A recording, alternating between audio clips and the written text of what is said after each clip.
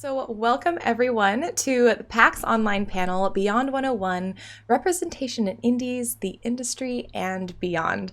I am super excited because we have an incredible group of panelists here ready to talk a little bit more about what representation is looking like currently in the industry, how we can celebrate things that are being done well, and some of the specific changes that we'd like to see and specific actions we can take to continue improving the space so that everyone feels represented and we can get games for everybody.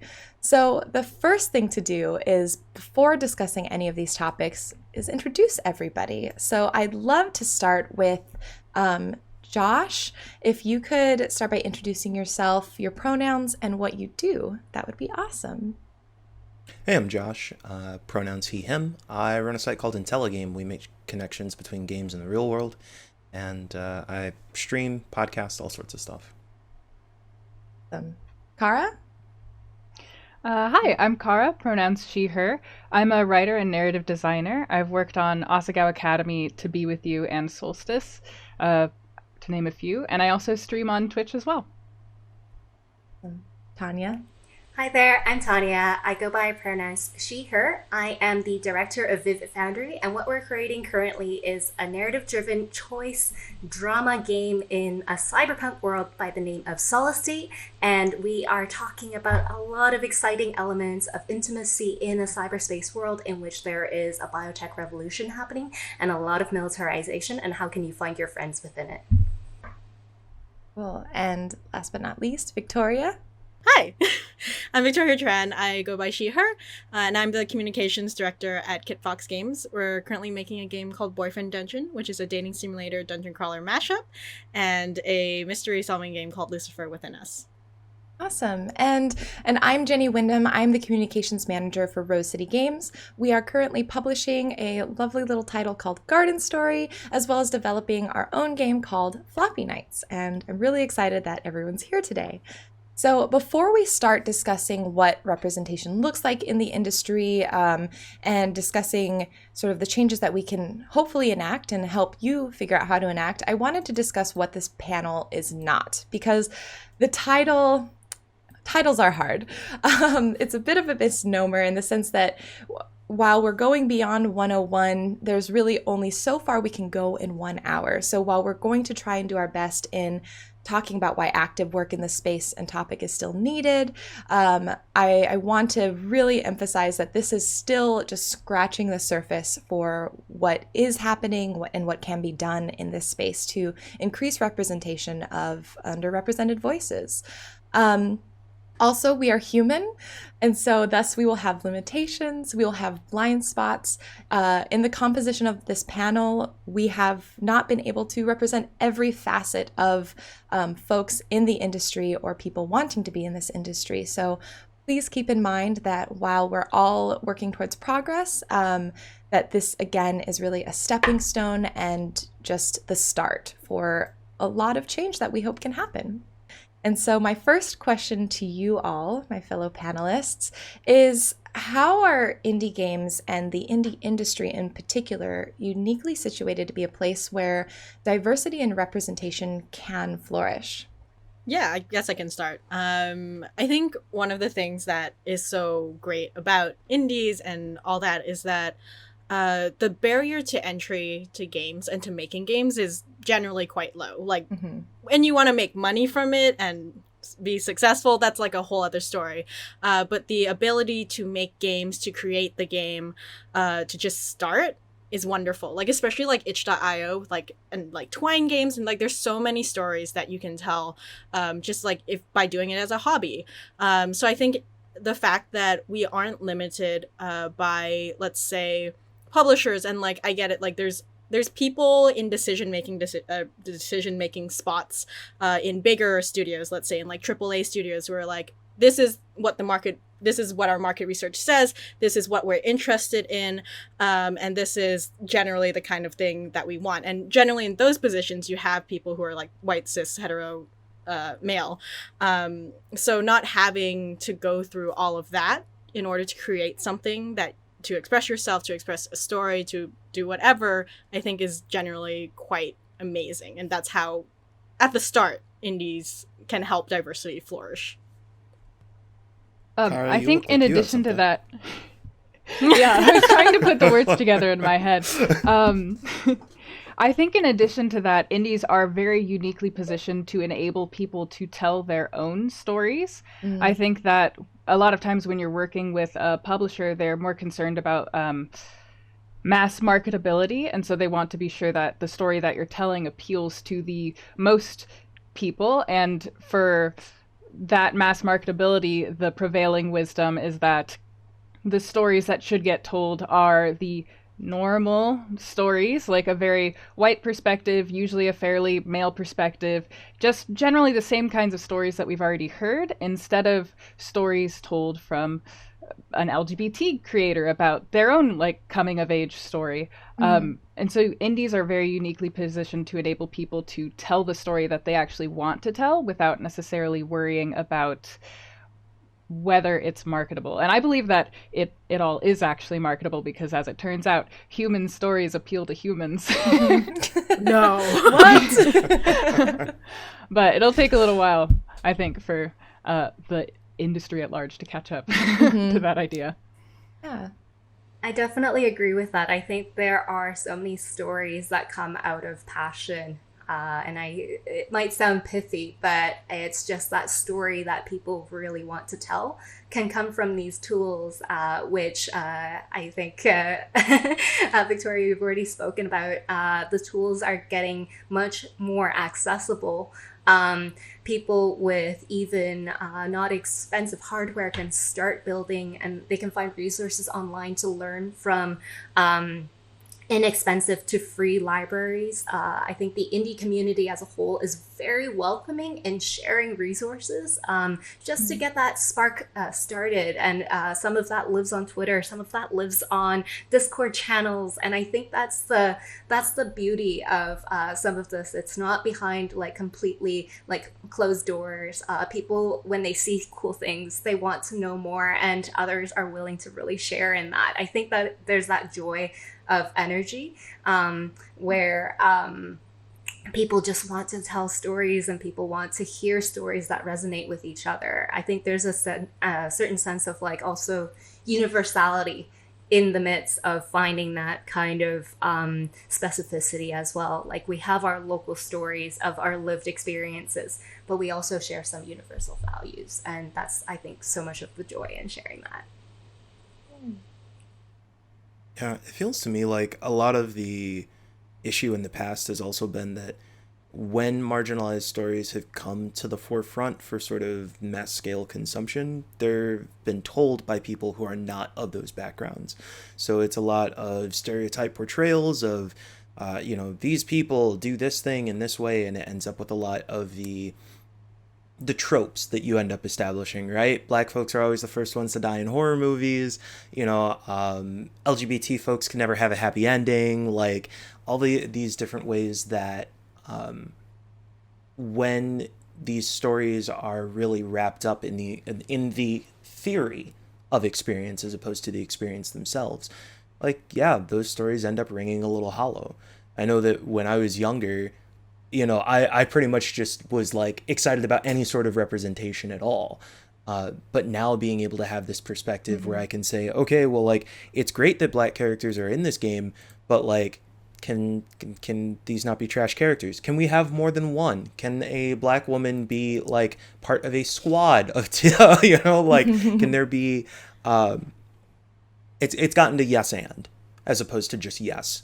And I think that indies are specifically positioned to be able to do that because of all the reasons we just talked about. We have small teams that are able to tell actual personalized stories. And if if an indie game sells, don't let me quote numbers, because this is the place where everybody's going to see I'm out of my league.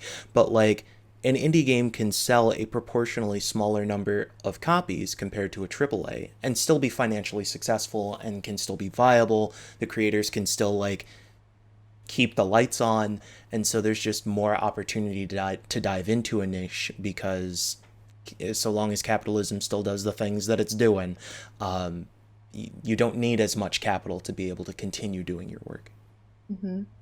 Yeah, I think you all really encompassed sort of why indies are uniquely positioned. The ability for creators to tell their own stories, the cost being far lower than perhaps within a AAA situation, and the accessibility of tools and hardware and resources and community for people to be able to create these stories and create stories that matter to them and matter to others that have not been told. I wanted to take some time to highlight what indie games are specifically doing well in representation and diversity by having us kind of talk a little bit about specific games that we have encountered that we think have done a really strong job, and take a moment to celebrate these games. We don't want to go too deep into it because we do have a limited amount of time, but each panelist does have one game that they'd like to share. So maybe Victoria, if you wanted to take a second and talk about your selection and why it really resonated with you. Yeah, so I think the first game that I wanted to talk about was Detention, which is a Taiwanese horror game, essentially, from Red Candle Games, I believe. And I wanted to talk about this because it was one of the... It's a horror game that's based off of Taiwanese mythology. And I think that's something that I didn't realize I was missing in a lot of games, where it was like, oh... yeah, like so many different countries have so many different like mythologies and so many different stories that like resonate with them, and also like histories, because like it's not just about mythology, it's also like historic events that are talked about in Detention. And I think, speaking from self-experience, so I'm Vietnamese, and Asia has this thing where it conglomerates all of its countries into one like three countries, right? It's like you got China, you got Japan, and you have Korea, which are all great. It's lovely.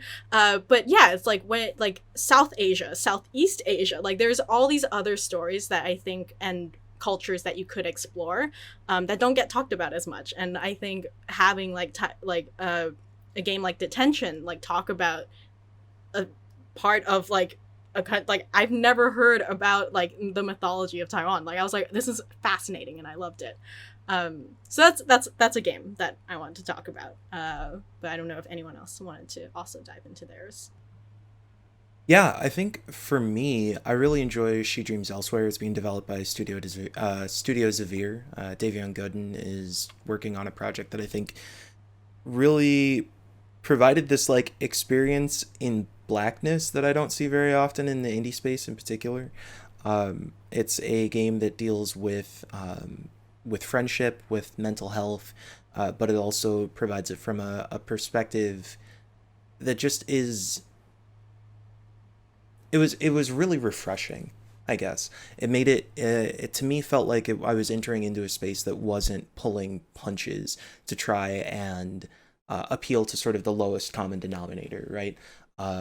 Being able to like hear music that has words in it that I generally wouldn't play around some friends of various backgrounds. There was just something for me that was very validating, to think that somebody was like, I feel confident enough in this perspective that I'm going to develop this into a game that everybody is going to consume, regardless of like the ways that I, in my own lived experience, have had to sort of like be really cautious or kind of tiptoe around the different spaces in which I introduce or dial back my blackness to try and make sure I'm palatable to the audience. And so for me, that was a game that it's not out yet, but is even just playing the demo was really powerful for me. I wanted to talk really briefly about Pumpkin Days, which is created by Pumpkin Interactive, which is a Black-owned studio. And I want to talk about Pumpkin Days because I very much enjoy playing like casual farming simulation type games with a focus on relationship building and that kind of thing. But I end up being extremely frustrated all the time because it's so difficult to create myself in these games, because there tends to be a very wide array of options as far as lighter skin types go, and also kind of straighter white hair goes. And there tends to not actually be that many skin color options for darker skin tones, despite the fact that there is a huge variance in them. And there also tends to really not be more than 1 or 2 options for black hair. And when I started playing Pumpkin Days, not only does it have all of those things, but it also has controls for body type, controls for how you would like your character to be referred to. Just basically the most thorough character creation I've almost ever seen anywhere. There was so much choice for you to be able to mold this character to however you want them to be.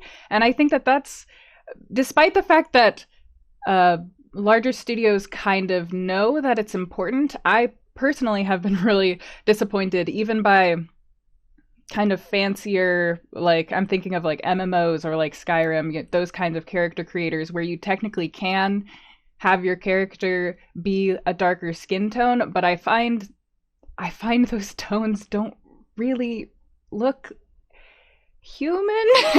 I don't know a very kind way to put it, but it doesn't, like, I don't tend to see those shades in real life in the same way. And I think that it's kind of an afterthought for a lot of people putting in these other options for other people to play as, that they put them in there and they think that will be good enough instead of kind of thinking about, but does somebody actually look like this? Would somebody actually choose this? Does this actually reflect a person and their choices and how they want to appear? And so when I started playing Pumpkin Days, I was very floored by how thoroughly they covered a bunch of different options. And so that's why I wanted to talk about them. Oh man, what a tough act to follow. After Detention, She Dreams Elsewhere, and Pumpkin Days. The reason I say this is now I feel embarrassed to, of course, present my own game. But I am embarrassed. I'm working with a team who honestly inspires me every single day and every single moment. And our game Solid State is really drawn by my excitement to really explore more of my hyphenated identity as a person of diaspora.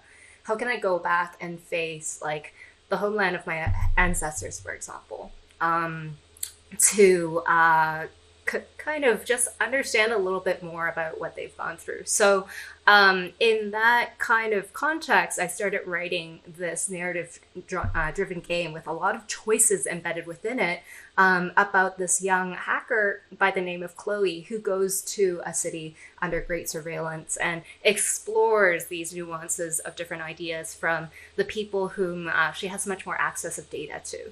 But even so, like her... what I really wanted to illustrate with this is like, even with more access to data, sometimes you make emotional choices. You make very intimate choices, even if you might have access to more data than other people in a surveillance state. And I think I've been exploring this idea of like just a lot of limitations that sometimes we feel like we come across in our day-to-day lives with the sense of like, should I just be apathetic about everything that's happening around me? And trying to find that sliver of hope to like, how can we contribute back? How can we understand ourselves in this bigger picture of all of these things happening? And of course, like not knowing where our identity lies. So I really wanted to share that experience with other people. And on our team, of course, we have a very diverse team as well. I'll just name a few people who are so crucial to helping this project. For example, Siege, he's our artist, and you can see his character art behind us, as well as on my wall here.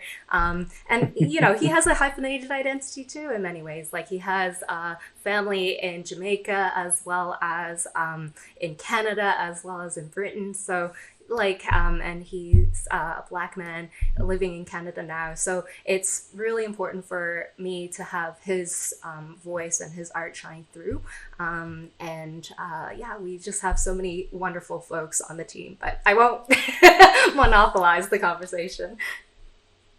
Not at all. Well, and I think everyone has picked games that have highlighted so many specific things that can be done to bring just underrepresented voices into the industry, whether it's in the game through character creation, through hiring practices and making sure that your team has a range of voices to inform the game. So, we have through talking about these games really illuminated a lot of things that we are loving in the industry, that people are doing great, again sharing stories, highlighting their own experiences, and hiring diverse folks. But I think in celebrating what is being done well, I think also that does kind of offer up I guess insight and a door to say, well, what could we do better? And so my first question to you all on that, in that realm, is what are some of the specific challenges that marginalized folks and voices still face when entering this industry? And I'd like to specify first as developers. Like, if you are trying to create games, what are some of the challenges that we still have in front of us? I've seen one of the issues that happens is that a lot of larger companies tend to feel that their contribution towards diversity is to hire diverse developers and creators, but then they just kind of just drop them into the company and kind of expect them to do all of the work of informing the people around them and perhaps like steering games towards a more friendly lens. And that puts a disproportionate amount of burden on underrepresented developers who, in some cases, end up having to go into a workplace and arguing for things that are not well received by their fellow coworkers, and that they get kind of a bad reputation as maybe like confrontational or argumentative because the workplace culture has not been changed at all to make diversity a priority and to make these conversations important and safe when somebody has something like this to bring up. So I think that even when studios are trying to do a good thing by hiring from a diverse array of people, sometimes they just stop there. And I think that there needs to be a lot more done than just expecting the people that you're hiring to do that work alone. Yeah. I think for small indies who are trying to make it at the very beginning, I know very early on in the conversation I mentioned something about like people's passion.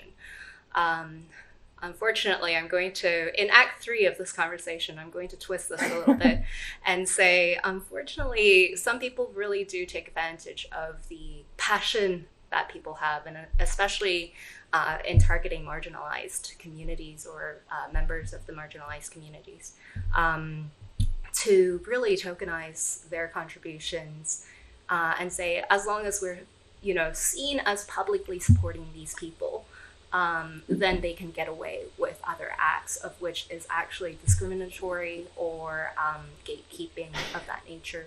And I've seen that happen quite often because the kind of retaliation upon people who say that they don't want to be tokenized or made into some sort of model minority is that then they get shut out of these spaces as well because, at first these people created this space for them, even though they're different. And now how dare you kind of retaliate or act in a retaliatory manner just because you happen to be standing up for yourself, whether it's because you're asking for a little bit more of a higher pay or fairer pay or fair engagement, but instead, like sometimes even our dramas are must be kind of presented towards their agenda first, rather than a way of which we can live independently and thrive despite that.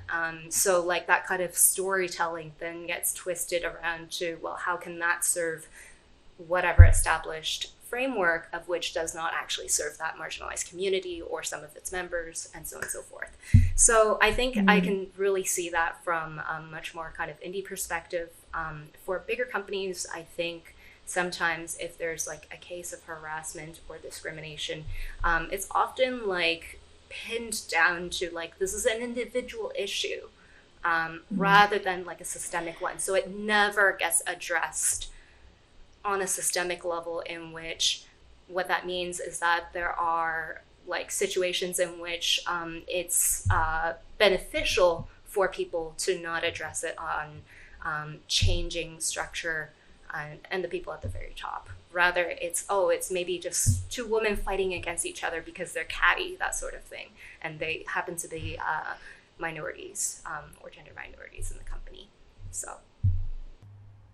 Yeah. No, I think, like, to build on that, a lot of the problems I've seen, and like I agree with what everyone has said, is definitely like a notion that somehow minorities need more mentorship when we're already qualified. We have years of experience, let's say, but somehow like the only thing people can offer is like, we'll give you mentorship. And it's like, that's great and that's lovely, and I get the thought behind it, but we need to actually be hired. We can be more than just consultants. There is talent in the industry, and we need more than just mentorship, like, as I keep drilling down on, because it is infuriating to see qualified and like people who are amazing at their jobs have to work 50 times as hard because there's some systemic problems within the hiring process, let's say, or it's only bound by referrals, which I get, like, why people would like, hey, do you have a recommendation? But then that seems to group together like, okay, well, then you're just rewarding the people who are more talkative or who are more popular or who, you know, agree with you and who seem less like intrusive. So I think that really builds on it. And kind of moving on from that is also the fact, and I touched upon this earlier, is that a lot of games that get greenlit by bigger publishers, let's say, by who get the funding, are gatekept by, and not like in like a purposeful way, because like I get it, when publishers publish a game, they want to be excited about it. But the problem there is that a lot of people in those decision-making roles are not generally quite diverse. And I get it, you don't have to like every single game, but we need more and more people in more powerful positions that can make these decisions and can be the tastemakers that kind of lead games to become this more diverse thing that we all talk about but never really put into practice. Just touching off that thing about the mentorship, it is a little bit insulting because it seems to place the onus on the developers out there a lot of times to say that, oh, maybe the reason you're not as successful in your career is because you need somebody to show you how to be more successful. And I think that kind of, because obviously the people offering these mentorship opportunities have very good intentions, but I think that disconnect points to a lot of the actual issues and why people aren't able to get into the industry, because people kind of assume it's just, oh, you just aren't talking to the right people, or you're just not doing something right, instead of understanding that there's actually barriers that need to be altered in order to allow more people in. Yeah, I don't know if anyone else had anything to add to that. I totally agree. I think there's this element of like doing diversity as this almost like marketing practice at this point for quite a few companies. And it can be really disheartening when you see, during like a Black History Month or a Women's History Month, that's when they do that diversity and they've checked their box, and all of a sudden that month is done and, oh, well, we did the diversity, so we good. And that's really not the case. The idea that this is something that, like, as all of you have mentioned, needs to be embedded throughout daily practice, throughout systems within companies, without just having it be sort of like a token event that you check off every year, like a holiday of sorts, because this is based on lived experiences. These are people, and we can't just say that we did the thing and have it be that. I know you said developers, but you brought up a point that I kind of want to chime in on. Yes, if that's okay. Please do. When you brought up the whole like Black History Month thing, I think in particular, A lot of these things feel relevant to me because, especially in the wake of Black Lives Matter protests and the murder of George Floyd, like my DMs, my notifications, all that stuff blew up as everybody suddenly recognized that Black people were relevant in the game space. But then, like, since then, things have really quieted down. And I think there were a lot of us who were in the space who were just waiting for that to happen. We're like, okay, I get that everybody's interested right now, and I don't even mean to say that interest is disingenuous. Like, people watched the video or like heard about what was happening, are starting to understand this concept of systemic racism, and are like, I want to do something about this. How can I help? But I think that the difficulty is that this signal flare was popped by social media. And so everybody was paying attention to that. And then when the next thing happens, everybody pays attention to that. And that cause is relevant and necessary. And here in the game space, it was a wave of sexual harassment and assault allegations. And like, we need to pay attention to those things. We need to address those issues systemically. But we also have to understand that like each of those actions is going to require sustained effort. And so like, Zalivir Nelson Jr. had tweeted and was like, in 2 months, if you come back and you're not paying attention to these same streamers that you've started following or the people that you've started replying to, like, realize that you're having them go through all this work for nothing.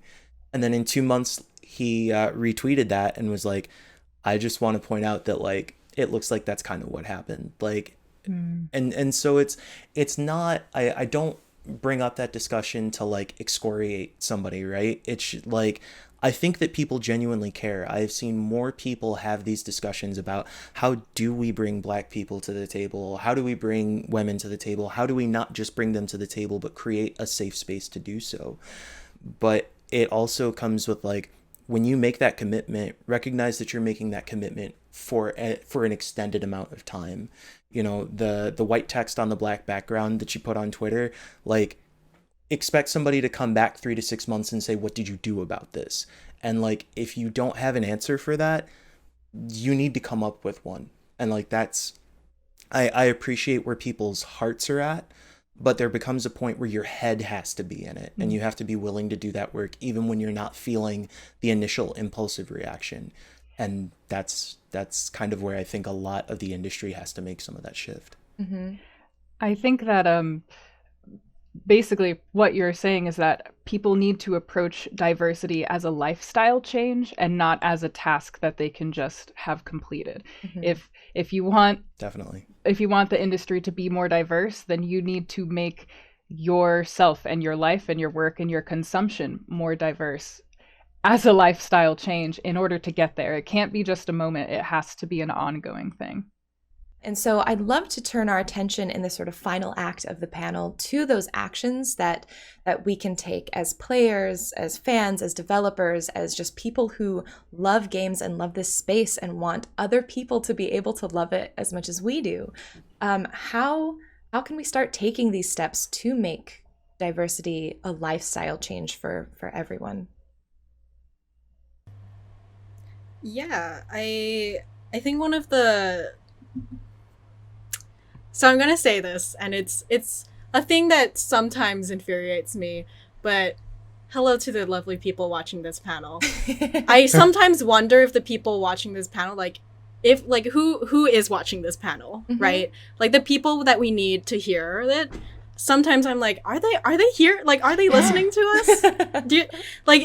Sometimes the most infuriating thing, I think, is that we can say this all we want, but if it comes out of like a white cis man's mouth, everyone's like, oh my god, you're so amazing. and thank you to those people. Yeah. I know. And it's like, I get it. I get it, because it's like, I don't really get it sometimes, but it when it comes from a peer, when it comes from someone you're close to, you do tend to listen to them more genuinely. And I think what needs to happen is that these conversations do need to happen beyond our own personal circles, where we can talk about this safely, where we feel comfortable even chatting about this, right? Like, what we need is, like, when you're hanging out with your your buddies or your gamer friends and you're just playing a game and someone says something just like as a joke, like just kind of racist, kind of sexist, to point that out and to be like, hey, like that wasn't really cool of you to say. And it doesn't, and like, it's just like even those tiny moments of like pointing it out to a friend and knowing like you have to keep your friends accountable. You might be in a little bit of an awkward situation. Just having those moments is so valuable to the industry as a whole, I think, and just like slowly makes the changes and progresses things so that we don't always have to deal with this ourselves. Mm-hmm. I very much agree with that. I think that one of the most frustrating experiences that you can have is being friends or just having conversations. I grew up in Kansas, so just having conversations with people, trying to explain to them why something might be a problem or why something might need to be done in a specific area, and kind of having the person you're talking to receive that as, yes, something must be done, but not necessarily by me. I'm glad that I've been educated, and like just continue on about their day and continue on about their life. I find it especially frustrating because I'm half German, and so in Germany there's a concept called Vergangenheitsbewältigung, which more or less translates to personal responsibility for the past, in which it's culturally taught that we are each personally responsible for making sure that the bad things that happened in the past don't happen in the future, and we're personally responsible to keep making those decisions to push the world forward and make sure that we don't go back there. And I think that that's a perspective that would be wonderful to see more if people really did start first with themselves and not with necessarily pointing fingers at like, oh, the companies need to do more, or so-and-so needs to do more, but instead, we have the most control over ourselves. What can I do more? Like, what indie developers can I push to the forefront? What games can I buy and can I support and can I recommend to my friends that are really good and diverse that maybe they should know? What job opportunities can I push towards friends that I have that are minorities that might be looking? There's lots of little things that we can do that I think we tend to abdicate our agency for, because we feel, obviously there's lots of things that companies need to be doing that would make a lot of change, but I think we tend to diminish our own power in relation to that, and I think that that's an important area where a lot of us can improve. Yeah. Actually, if I can just like super quickly tack onto that, I like 100% agree, but this is just like a tiny big pet peeve of like when you do recommend people for panels and for jobs and for whatever, please don't do it because it's like, hey, so like you're a woman, you should be there's a panel, hey, you're a person of color, can you be on my panel? Like, we have actual skills and we have things to talk, like you don't need to like, yes. Yeah, sorry. It's not, you're not doing somebody a favor. You're not like charity handing out like this job opportunity to a person. It should be because you know that your friend has good things to contribute and that maybe, they're not in the circles that would push that information to them, so you can be the one to show it to them. Not that like, oh, we need a woman to fill this space. I know a woman friend. Not that kind of thing. Definitely. I think there's an element of just humanizing and realizing how in diversity, what we mean is also diversity of skill sets, of experiences that, you can't just sub in another person. We're not like, I don't know, digital avatars here. And I think it goes back to that idea of like open hearts and kindness. Like I think a lot of people, going back to some early ideas that I'm just building on here, is like perhaps we have to really look into why we look at a white man and think that he is familiar, or specifically a white cis man and think he's familiar and we believe his words. Why does he look particularly trustworthy? We really need to interrogate that aspect. If that's something of which you have that aspect with you. And maybe the reason why he looks familiar is because he's overrepresented in media. So play more games by diverse developers in which you're being put in positions of which you have to interact with a lot more people from different perspectives, from who look different from that of a white cis man. And rebuild that sense of familiarity with everybody in your, even if you don't get access to people in your own neighborhood who might look different, right?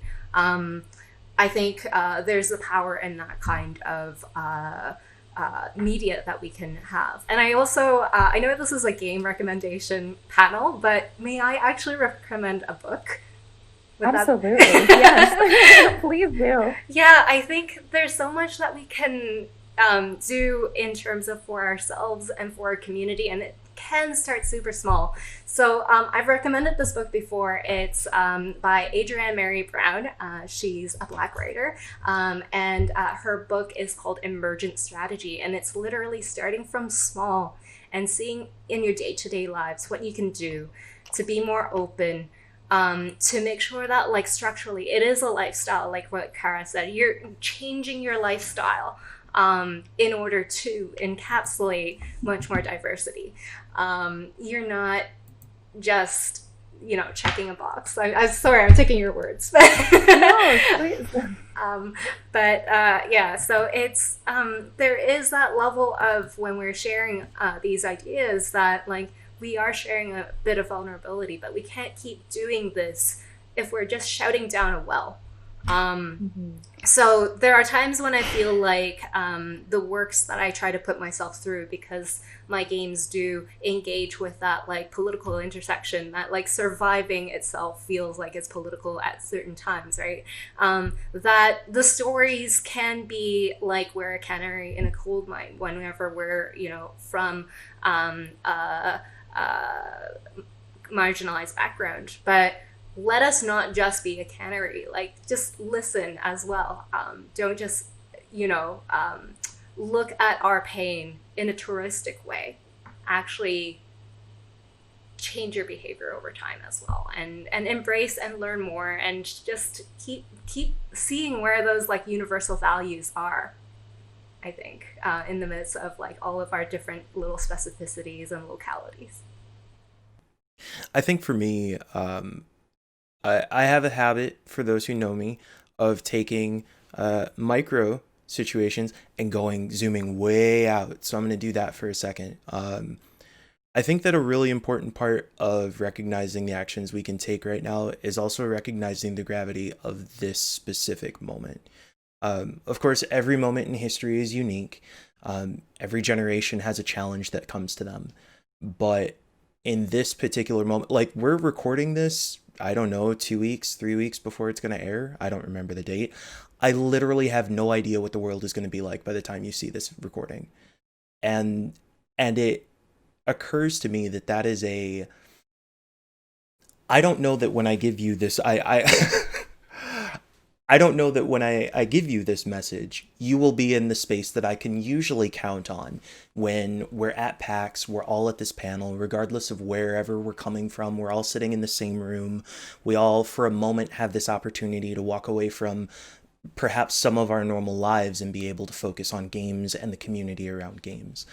But for many of us, the second that this is over, or perhaps even during this panel, we're going to be engaging with our lives in ways that are incredibly unique, sometimes really enrapturing, and sometimes really devastating.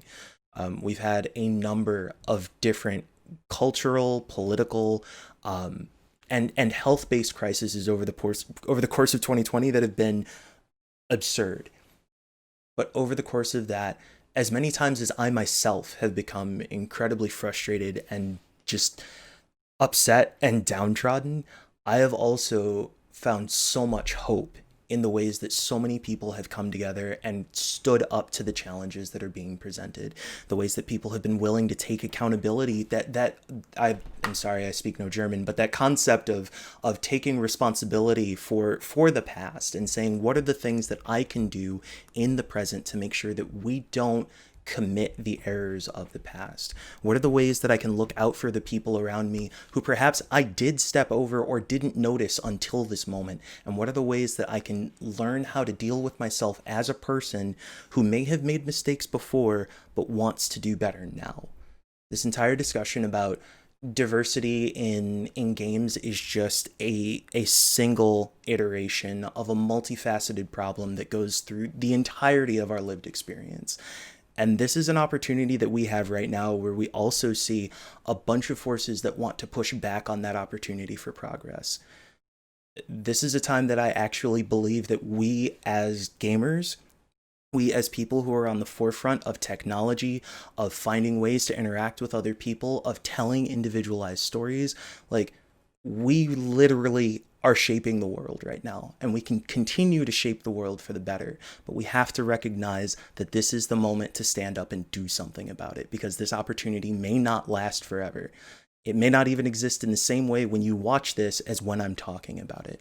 So, like, recognize the gift that you have to give to others, and like take that energy and do something with it. Holy crap. I know, I'm actually like almost about to cry right now. I I'm know. so emotional. It's like, Josh, I didn't say you could make us cry today. Sorry. I feel it. It's so real. It's so real. Oh my god, can we just end the panel? I can't I know. We're done. I'm like, It's not my intention. I'm sorry. I get carried away sometimes. That was Never important. apologize. It was great. Oh my goodness. Yeah, that was unreal.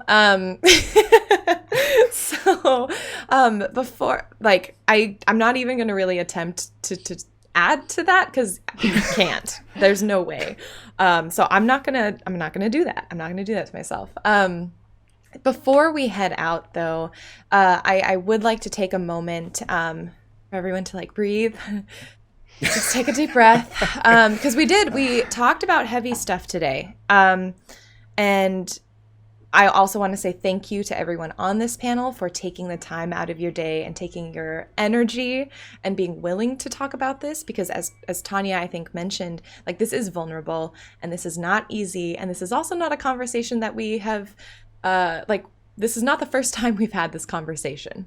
And so I think I appreciate you all very much for being able and willing and like so open and honest for all of this. So thank you. Before heading out, just to like end on something, hopefully that people maybe can, I don't know, I don't want to say like to uplift, because I think this is all very inspiring and hopeful, but just maybe to end on a lighter tone. I'd love to go back to recommending some more games. So I'll kick this off, just because I don't want to be the last one talking for this one. I know y'all are going to knock it out of the park. Okay, so the game that I would like to recommend is called Venba. It is a team of 3 folks, all based in Toronto. And they are making a game where you play as an immigrant Indian mom. And I love this for so many reasons. But this is a game where you are a mom. And I think that is another, just talking about groups that are represented or not represented in games. I have done a lot of research and a lot of work into finding games with moms that are not just like prop pieces at the beginning to initiate sadness. And this is not one of those games. And in this game, it's a narrative puzzle game about a mom who has immigrated to Canada, and in that process has lost or needs to sort of replace some of the recipes or fix some of the recipes in a recipe book that got damaged on that journey. And so it's a game where you cook delicious looking food. It's a game about family, and it's a game about home and what it means to be home. And so, yeah, if you're interested, Venba, I think it's at Venba Game, and it looks amazing. My recommendation is Falcon Age. You might have seen some incredibly beautiful GIFs. I had to recommend it because it's amazing. It's like adventurous. You get to take care of a falcon. You're playing as woman of color. She's brown. You get to take care of Falcon from babyhood till older. You're playing as a woman of color. From also, I believe, an Indian background. You're actually working with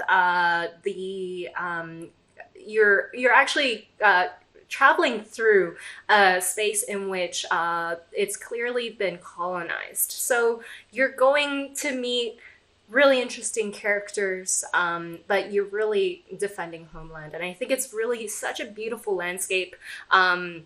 You're dealing with like robots who are colonial in nature, and I think by exploring that, you also explore some incredible ideas of kinship with your found family, with your Falcon, and it's just incredible. The storytelling from the environment perspective is also incredible as well. It's fun, but it's clearly got this heart of being created by a very diverse team.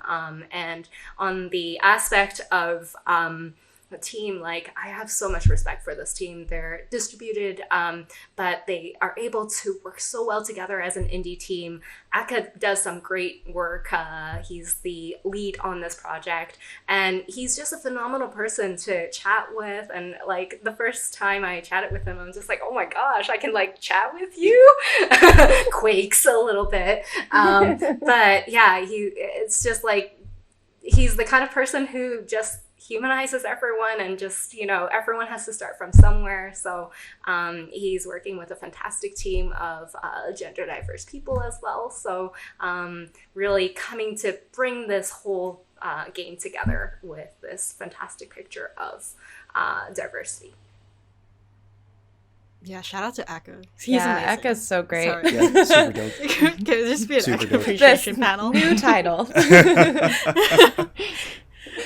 I'm actually going to change halfway what my recommendation is, but Yeah. I did want to give a shout out to Raji, which just came out on the Nintendo Switch, and it's a game about ancient India and looks amazing. I haven't played it, to be clear.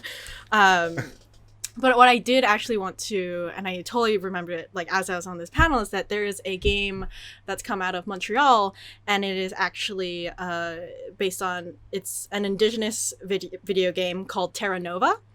And it's fantastic. It's basically a game that invites players, to experience the first contact between settlers and indigenous people in this like post-apocalyptic world, where there was like a terrible climate change thing that happened, and you kind of land in this world in the future, and you basically get to explore it and like experience this. And I think it's one of those things that's I don't think has gotten a lot of attention, and I really want Terra Nova to have the attention it deserves, because it is created by a student, I believe, or probably not a student anymore at this point. But yeah, so Terra Nova, game about indigenous culture and basically experiencing that whole like first contact. Wrote that down. Yeah, That me sounds too. That sounds really incredible. cool. Yeah, that sounds super good. Yeah, I had to type very, very quietly. Yeah. I'm just gonna need everybody to send me their notes after the panel. Perfect. Yes. I got two quick ones, and they're both web-based and they're both free, so you can go and check them out. You can open some browser tabs if you are ADHD like I am and need to be doing things while you're doing things. The first one is called Sweetheart. It's by Kat Small. She is a Black game developer who put together a short narrative game about essentially like living a week in the life of this Black woman who is a student. She experiences various levels of like microaggressions while also just like living her life. And it was a really... It's a wonderful game. It's in some ways very light. It in other ways can be very heavy. But I think that Kat lends a bit of her personality and perhaps her own lived experience in some ways to this game that I think for a lot of folks who are especially looking for more information about like, I'm not quite understanding some of racial discourse, so I would like to better understand what it's like to be in some of these situations. Sweetheart, which is Sweet X Heart for folks who are looking for it, is a really good game to check out. The other one that I would bring up is called The Evolution of Trust. This game is basically my game Bible. It's by Nikki Case. They're a developer who has worked on a number of different projects, but a number of their instructables have been really compelling to me. The Evolution of Trust basically utilizes game theory to explain why the internet feels like a dumpster fire so often. It's really fun. It's interactive. It takes about 15 to 20 minutes to play through. But I think that once you have played through it, it makes you look at all of your interactions on the internet a little bit differently. And especially when we're going into sort of this world state where it can be very hard to trust even the people around you, having a better understanding of the different things that you can try to create to make situations have more trust. It's an absolutely beautiful game. Cannot recommend it enough. And that would leave me for last. And the game that I would like to recommend is called Herald, an interactive period drama. And I love this game so much. But there's a lot of potential spoilers, so I'm just going to read the synopsis. It takes place in the 19th century, and you are Devin Rensburg, a steward of mixed heritage working on board the HLV Herald, which is a ship sailing for the land of your birth, the Eastern Colonies.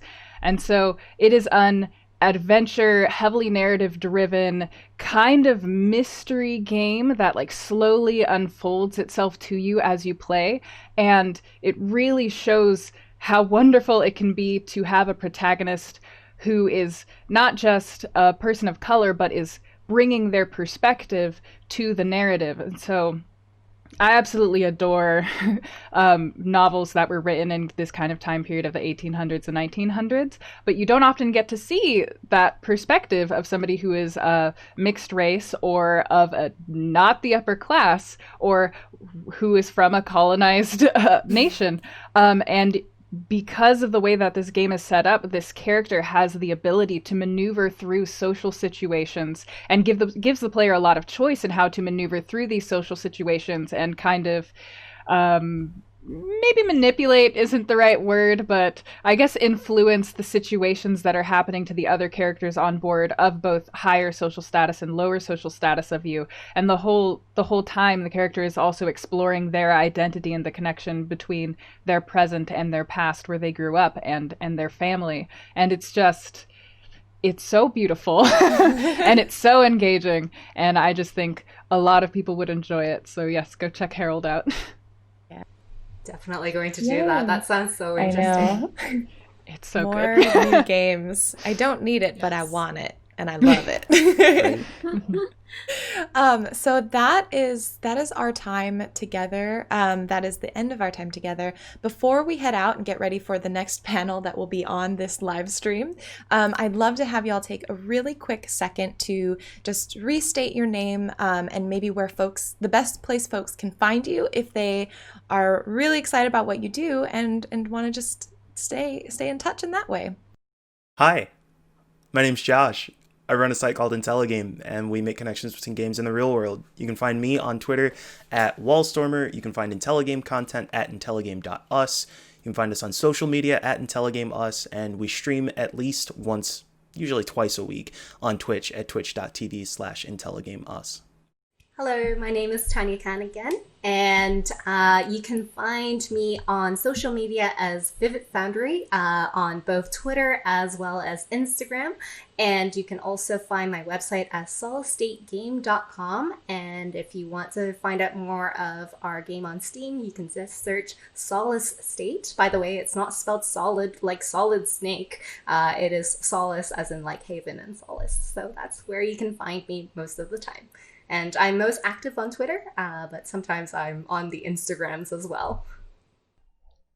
I'm Cara Hillstock. You can find me on Twitter or Twitch under Cheratomo, Cheratomo.